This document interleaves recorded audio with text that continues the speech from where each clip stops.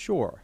Good morning. Um, yeah, good morning, everybody. It is Tuesday, April 19th, which makes it Monday, July 18th. The tour has already left. I feel so bad because it's like the one time we can tell you about something, but it's already moved on. And it's It's already gone. eye-grabbing in the morning news. Meet at Dunkin' Donuts. Like, why wouldn't you want to go there? So Dunkin' Donuts, Route 1 in Kittery. They've already pressed off, though, but I'm sure You're if you're late. catching up, you'll be okay. It is the home tours in York County. And that is leaving Dunkin' Donuts on Route 1 in Kittery, and they shoved off at about 8:15. So you're 15 minutes behind. So at this point, grab your coffee, grab your Bear Claw. You'll Yeah. eventually catch up. Enjoy. It'll be fine. It's a beautiful day to be out roaming around.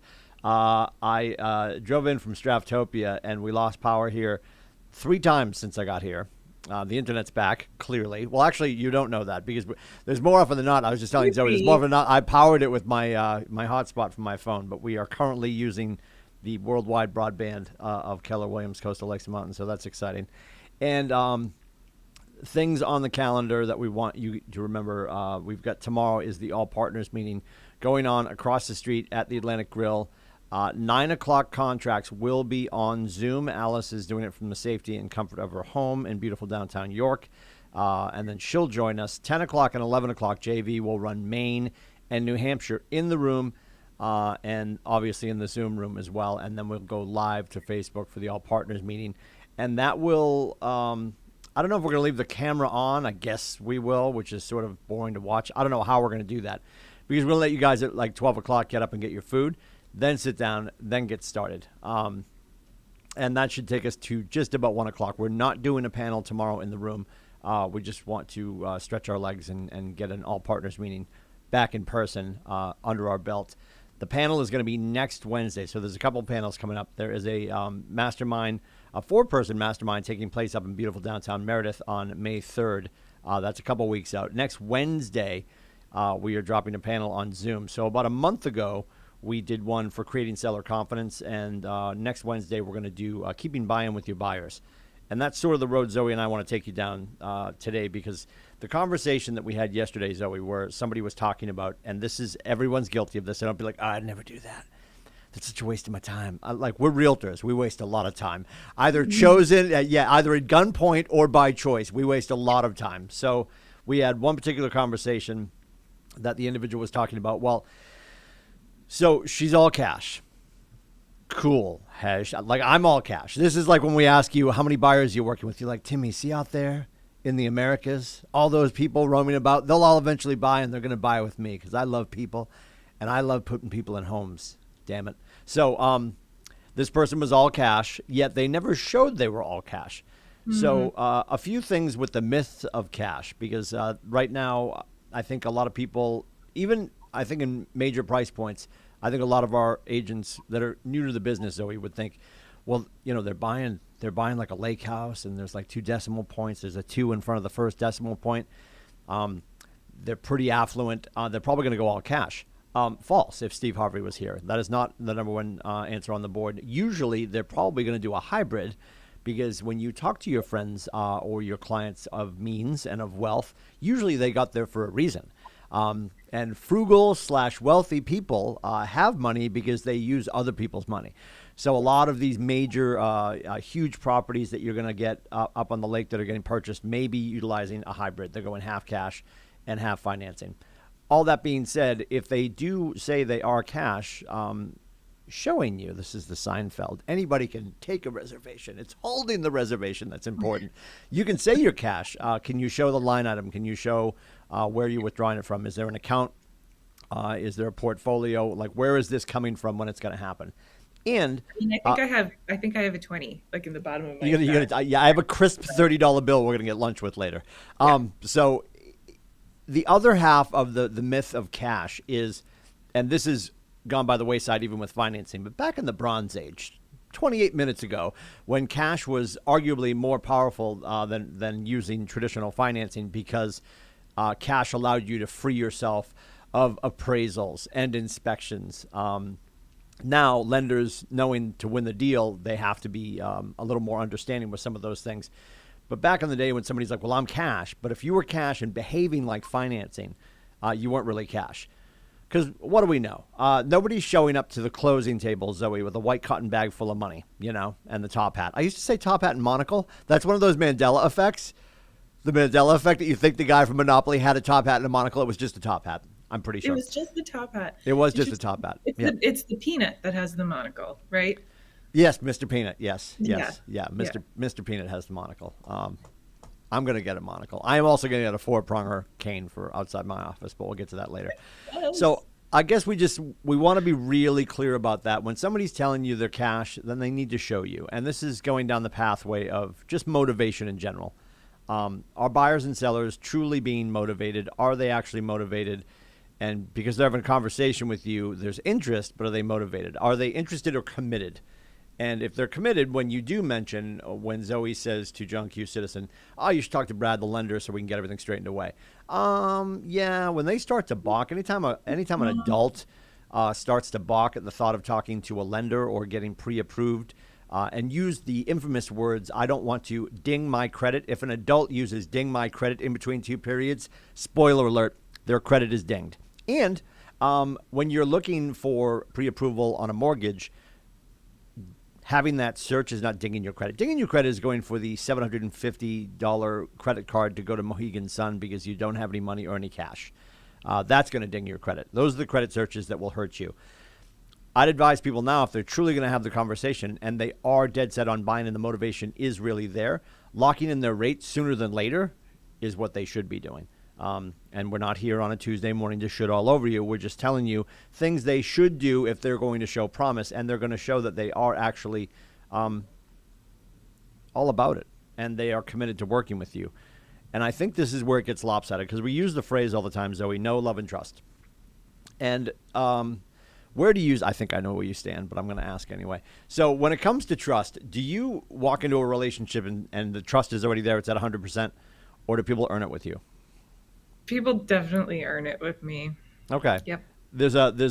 I'm pretty sure I've heard him speak about this, and I've also I believe I also read it in Green Light, Matthew McConaughey's book, where he talks about the fact that for him, it's not about earning trust. He goes into a relationship, you have all of his trust. Mm-hmm. And at this point, you can only erode it. You're only going to chip away at it, which I think I probably fall a little bit more in that category, which immediately makes you think, well, okay, so you're gullible. Sure, look at me. Yes, I'm all the things. And we talk about earning trust with our clients. When they get to know and love and trust us, or know and like and trust us, at that point they'll be comfortable being transactional. Well, if it's so important for them to know and love and trust us, when do they get to earn our trust as well? And the piece of that, especially working with your buyers right now, and I'm going to go down a road that's going to excite people. And if I say anything that flies in the face of your rainmaker or team lead or anything you heard at a team meeting, please have your team lead call me, because I don't mean to upset anybody's egg cart. At this apple cart, egg cart, I went right to the eggs. I got chicken and waffle socks. We'll talk about those. It's usually apple cart, but eggs. I'm going egg cart. Yep. Eggs, don't make me show you the babushka chicken. We'll talk about it. Yes, we're gonna go layers deep on the babushka chicken. I don't want to upset anybody. I'm just gonna have the conversation about if you're talking about earning trust and they're not having an honest conversation about getting their paperwork ready, getting the pre-approval of the proof of funds. And are they signing all the things? We now have a Keller Williams general disclosure. We also have your broker disclosure, which is the one at the top. You get to highlight at the top that says this is not a contract. Then your buyer's agency paperwork. And then above and beyond that, if we have all that, then we really, truly, legally, and integrity can represent them. Can you represent a buyer without the paperwork? You can. Are they yours? And that's what's so important. So we had somebody yesterday talking about the fact that they're spending all this time. And my concern there is, and I was going to grab the book. It's over on that shelf. He's coming to town Thursday. Michael Mayer, Maher, not John's father, also a great guitarist. Michael Mayer, 7 Levels of Communication. The mantra in that book is today, somewhere in Portsmouth, John is looking for help, and it's Zoe's job to find them, right? Someone is looking for help, and it's my job to find them. And we don't have any time to go help that next person that truly needs our help, and we would be willing to play by the rules and inside the conversation if they were able to engage with us, because I'm spinning my wheels over here waiting for Stacy, no paperwork, to prove to me that she is or isn't actually cash. And if people aren't motivated, we've got to move on. And that's hard to do right now because I know everybody's struggling to keep a clientele list. And would you rather have 4 people that are dead serial or 7 people that are spinning your wheels? And this is why we ask the question of, do you have active signed buyers, not active buyers? Right. Because everybody in the next 5 to 7 years is always going to buy something. That's like the average American window is every 5 to 7 years you're transactional. And if we don't have them signed up, and if we're not asking them, if we're asking them to trust us, then shouldn't we trust them? And that's just a huge part of the conversation. So talking about finding the motivated, tactic 4 in shift with lead generation, what would you define, Zoe, as motivated? Who's motivated? Buyer or seller, either way. I mean, if a buyer's motivated, how are they displaying? How do they display that to you? They have their pre-approval or their proof of funds. How dare you? Go ahead. Yep.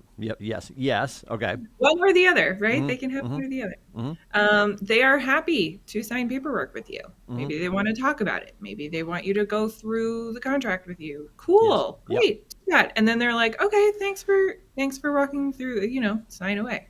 Great. Awesome. They answer their phone for you. They answer communication and they communicate back. It's a conversation. It's a two-way. Right. Well, and to your point, too, like answering the phone, I think one of the most important things to find out, and we were just talking about this before we came on the air, the reason, because if you're in a room with Gary Keller, he will talk about the fact that he doesn't love the disc. Hi, Gary. You look great. He'll talk about the fact that he doesn't love the disc. And I would agree with him. We use the disc and the KPA. When you get to our ecosystem and you're getting onboarded into the coaching program, Zoe's going to have you do the disc and the KPA. The reason we use both is because the disc foreshadows, which we're going over ultimately at the same time, but it gives us a little bit of a lead indicator on what your KPA is going to present as. In a hiring process, if I'm putting out an ad on Indeed, probably one of the easiest and less time restrictive tools to use is a disc assessment. Because if you think this person should skew this way and you feel really good about their resume, which can be that can be one of the greatest works ever that people put together, right? Does their audio match their video when you meet them, right? As my brother, the professional copywriter, says, yes. He loves to help his friends put lipstick on pigs. Yes. Yep. So according to your resume, Mr. Lindsay, you worked for the CIA. Yet you're here at the interview with no pants on. Sometimes it just doesn't line up. So the resume might be their best work ever about all the work that maybe they haven't done. But at least with a disc assessment, we can start to say, okay, I'm still on the right path. And then the KPA is a further tool because the disc assessment, Gary's contention is it's malleable. Like I could sit down and take a disc assessment right now, and based on knowing how to answer certain questions a certain way, I could make you think that I'm your next director of operations. I shouldn't be anywhere near the paperwork, right? Yeah, yes. I'm your Chatosaurus Rex. I'm your kitchen table. I'm signing babies, kissing hands, getting deals. Like that's me. I'm Tacosaurus Rex. I am not Papasaurus Rex. So that being said, we use those tools on purpose. And the more you understand your disc, you're going to understand the way other people are wired. And we're not by any stretch of the imagination saying, meeting with some new buyers, Mr. and Mrs. Johnson, I'm having both like to take the disc so I know how to communicate with them. No, when you understand how you're wired, you'll better understand how people around you are wired just by the way, even the way they present physically. And I don't mean hair and shoes and nails. I mean the way they operate in public and physical cues and all that kind of stuff. Now you can get stereotypical, and I'll pick on like a stereotypical couple. Ted's an engineer.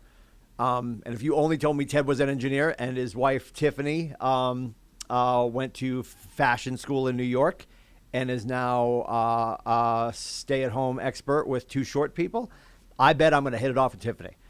We're going to talk about all my sundresses, all my many moods, why I overpack when I go to Texas. Ted wants me dead. It rhymes. That's why I use Ted. When Ted asks me a question, I need to give him 2, maybe 3.5 words as fast as possible. And a couple sheets of paper with some numbers on it. Yes. He's a high CD. That means he wants all the information yesterday. She's an ISIIS, which means she wants to talk, hug. That's me all day. Like I'm an ISDC. It means I want to talk, hug, get it done, don't care about the paperwork.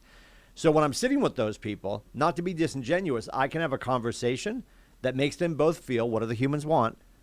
Heard and cared for. They want two things. They want to feel heard and cared for. And if I can make them both feel heard and cared for, and ultimately, not to pit them against each other, just want to win the day. So when I'm leaving, Ted's like, I think he was a bit of a jackalope. And she's like, I actually liked him. Did you see his pocket square? Like that dumb little thing is going to make me win, as long as I made them both feel heard and cared for. So the better we understand how we're wired, we'll be able to understand how to communicate with our people, which is really important. So, and asking, hey, the best way to communicate with you. She's probably going to say a phone call. He's probably going to say text. So with Ted and Tiffany, when you finish the open house and you fire off, just locked up, open house went well, he's going to fire back, did anybody die? Did we get any offers? That's all Ted wants to know. Tiffany's like, how are you feeling? Right. How many groups came through? 19 groups came through. What were they wearing? How did you feel about what they were wearing? Like, she's going to want all that. Conversations. Yes. What were you eating? Yes. All the things. So just understanding how to communicate with our people is wildly important. So the phone call or the text, and are they meeting you? And then that's understanding that Ted and Tiffany might be dead serial, but they may be on the back burner. And I would always grade my buyers A, B, and C. The high A being they want to buy something yesterday. And it's incumbent upon us in this market right now to go find that for them, not wait for it to show up. The B is back burner, and I would argue the person on the back burner is only on the back burner because I haven't asked that next question yet. You always hear me say, back of my tombstone, I'll say, ask great questions, take great notes, have honest conversations. What's a great question? The next one. If we stay curious, you don't need, don't get me wrong, we have all these conversation blueprints and scripts and dialogues for you to go through. So you're ready for the conversation, so you feel a little more confident, because confidence builds competence. And at the same time, if you just keep asking questions and peeling the onion, they're talking about their favorite subject, which is them and their hopes and dreams. And this is where, so Tim, we in talking with this agent yesterday, we also got to a point where, I totally understand it. This frustration but they're not choosing what I think would be best for them. Yep. Right. I think this property was the one. I thought it was the one. It ticked all these boxes. Yep. But there was just this one thing. And they didn't even want to go see it. Right. And you've worked so hard to find what you think is the right property for them. And when they don't bite, that can be really frustrating. And the antidote to that is, I think what you just said, ask another question. Right. Why? Okay. What is it about this property that was a pass for you? A pass even before we did a showing, right? What is that? I'm so curious. This is really fascinating to me because I want to learn more about what you want, about what your motivation is. Is location actually more important to you than number of bedrooms or what have you, other feature, right? Sometimes you have to baseline the conversation. Exactly. Like you've been shopping with them for a month and they've had conversations. It's either been pillow talk or them sitting on the couch, and they've had conversations and they've already rewired their thought process about what's most important to them. Guess who they didn't tell? And it's really not their fault because you didn't ask. As soon as you start to see these things go out of whack, you're like, well, wait a minute. Hey, guys, real quick. When we first spoke, and this is why ask great questions, take great notes, have honest conversations. When we first spoke, and this always gets me with the new couple. They have like a Schwinn and a Prius. And they're like, when we first spoke, you needed a 9-car garage, right? First big house, needed a 9-car garage. I understand. You wanted wood-burning stone hearth fireplace in a massive family room. And you wanted a private, huge backyard. And if that changed over time, then we're not on the same page, and you can't possibly be assisting them to find the property they're looking for. Right. So having that conversation is wildly important. And I would argue leading them to clarify it for themselves. Yeah. I say this because when my husband and I bought our house, I was a huge offender of this. Like, I feel very sorry for my buyer's agent. He was very helpful, and I was not a great client. But we also did not have fantastic conversations, frankly. Like, he did not actually. Now that I know this, he did not ask the questions that helped us identify what was most important to us. Yep. And in the end, what I realized was location was most important to me. It was more important to me than square footage or, Sure. acreage or any of that. Location was most important. But nobody asked me the question for me to identify that for myself, right? I maybe thought still that the kitchen was the most important thing, right? But then when I saw it, I was like, oh no, that's it. But Right. I didn't even then realize the reason was because location was most important. So you might have to help them along in your asking questions. Right. They might discover for themselves, oh, actually, now that you ask me that, yeah, having a pool is number one. We would cave on some of these other things if only it had the pool. That's 1% of the universe, by the way, but yes. Yeah, that's nobody. But Nobody. Oh, I can't wait for the upkeep of the lawsuits. When can we get started? Yeah. The in-ground is really Yeah, important. my 90-year-old neighbor falls into the pool. Yep. This week on Dateline. So If only I didn't know somebody for whom that happened. I'm sorry. Pools belong with fences, everyone. Yes, all the fences, as you'll learn as you grow into the business, or you're not even saying yes because you've been in the business. So, and to the other point, when the person's starting to have misgivings about a certain property that 12 minutes ago would have been lights out, and they're like, well, X, Y, or Z, this is why we always encourage you guys, and veteran agents know this, you're building that list of allied resources. Because if it is cosmetic, if you've got a buyer that every time you look at a house, and even the nice yards, even like right now because it's not at its best, even the beautiful yards, they're like, yeah, I don't know about the yard though. Like if you've got a client that's fastidious about landscaping, then you should be dating, married to, or looking for your landscaper, the person that you can say without fail, oh, don't forget, I got Steve. He'll be over here first week, and that could be part of your gift, because ultimately, if you're just saying to Steve, hey, listen, I'm going to get you over here for a quote and a yard of mulch or whatever, and then Steve's going to pull in, be happy to be there because he's probably leaving with a quote that has a comment in it without fail. But solve all those problems because that's cosmetic. And a lot of our buyers are getting contentious about things that they can handle once they own the property. Like, a jungle gym shouldn't be a reason you don't buy a house. And if it's something that's like a fence around a pool, anything like that, that's holding up financing, that has to get remedied, obviously. But other stuff, just let's own the house first. I'll be over with a 6-pack of Schlitz. I'll bring Westcott. I'll watch him take it down for you. I can't possibly ruin these hands.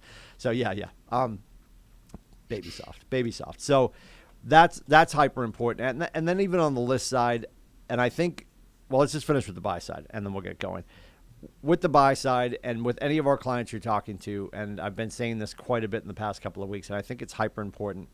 When somebody tells you they need to think about it, there was never time to think about like if it's the right house and they're like, we just want to sleep on it one night. The old line used to be, which would never happen now because things are gone in minutes. The old line was, well, I'd rather have you sleep in it than sleep on it.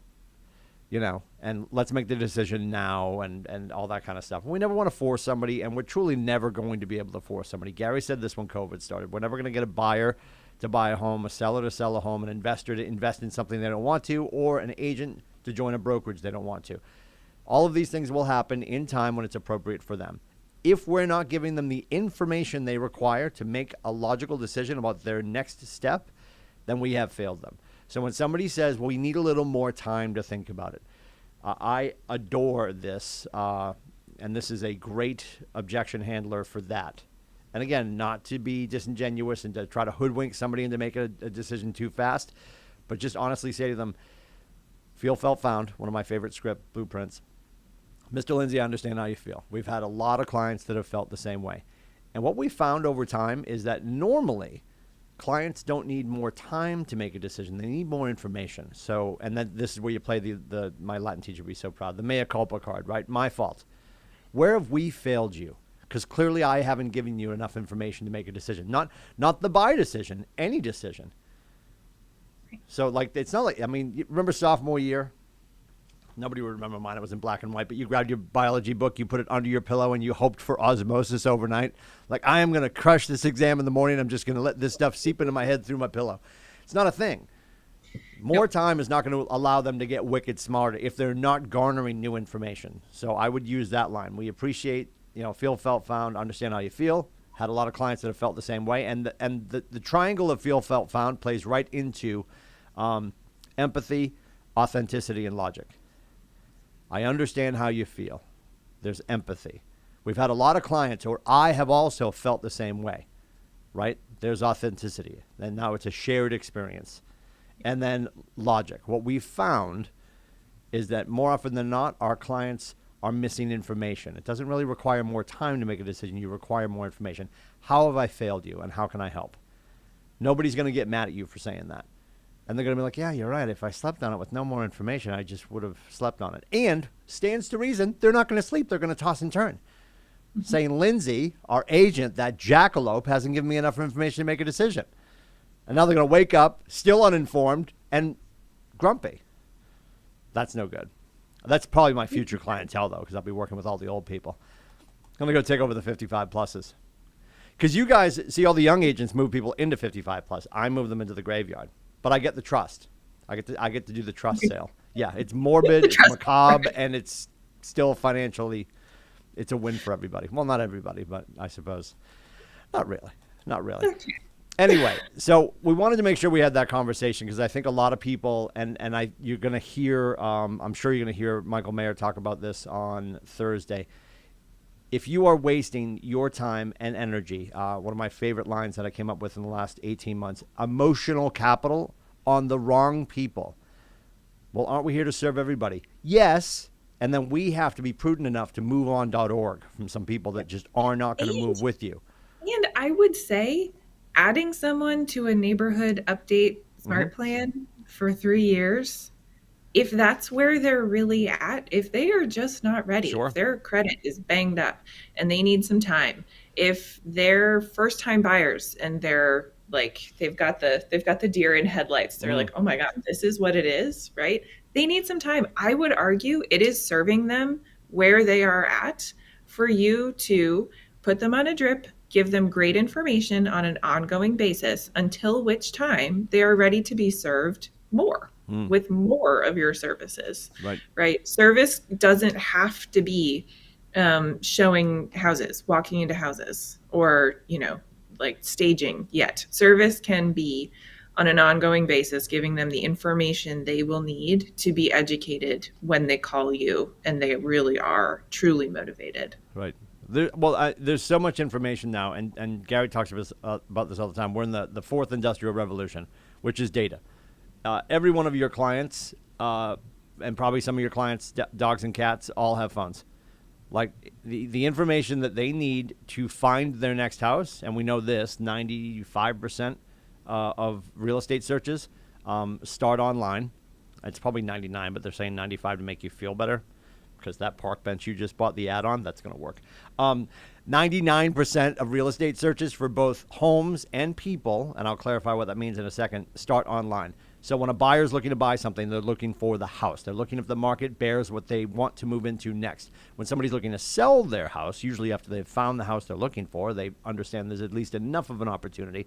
Now they're looking for the rock star in town who has their finger on the pulse, who's the mayor, who will garner enough interest and tell the best story of their home to get it sold quickest for the most money. Those are usually the two lead bullet points that they want. Or